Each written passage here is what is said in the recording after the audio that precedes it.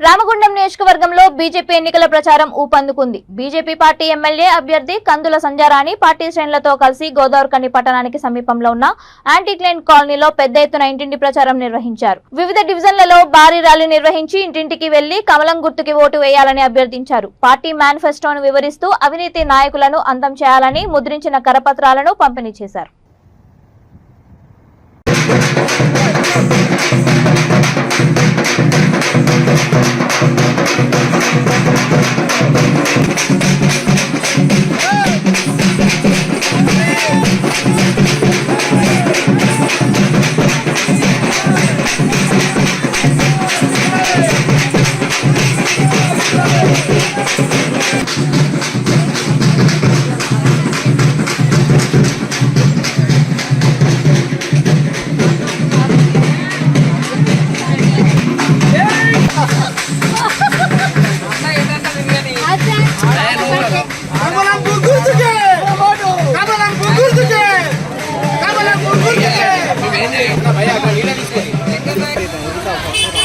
జై బీజేపీ జై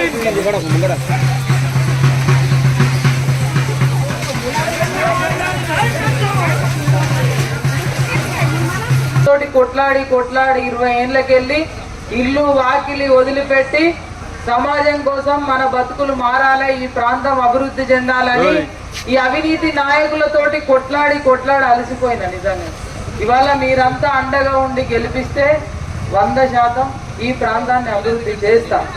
ఇవాళ నేను కాలనీకి 18 లైన్ కాలనీకి వచ్చినంటే మీ అందరికీ తెలియని ముఖం కాదు. సందేశం కాలనీ తెల్లని పిలుస్తారు. కాలనీలో అడుగు పెడితే నా తల్లిగారింటికి పోయినట్టే ఉంటుంది. నేను తల్లిగారి ఊరు మర్చిపోయి చాలా ఏళ్ళు అవుతుంది.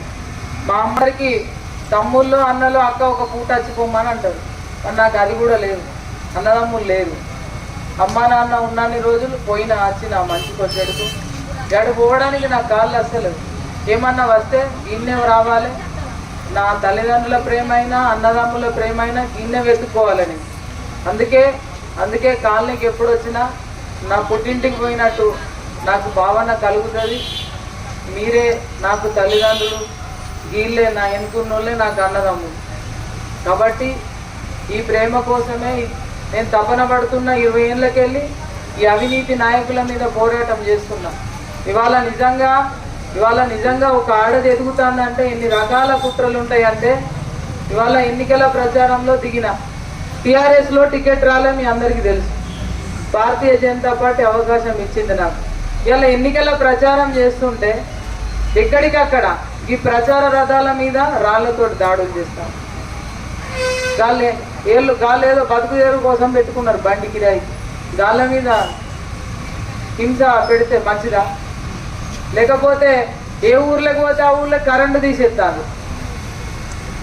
ప్రచారానికి ఊళ్ళో దొరకంగానే సాయంత్రం పూట గ్రామాలలోకి పోతాం మేము. వాళ్ళు ఉండరు, పొద్దంతా పనులకు పోతారని పోగానే ఇట్లా కరెంటు తీసేస్తారు. ఇట్లా అనేక రకాలుగా ఈ ఆడిదాన్ని కొట్టడానికి ఇంతమంది మొగోళ్ళు కలిసి మూకుమ్మడిగా దాడి చేస్తే నేను ఎంతగాని తట్టుకోవాలి, ఎంతగాని కొట్లాడాలి? నేను ఒక సాధారణ మహిళను, నేను ఒక సాధారణ వ్యక్తిని. నేను నా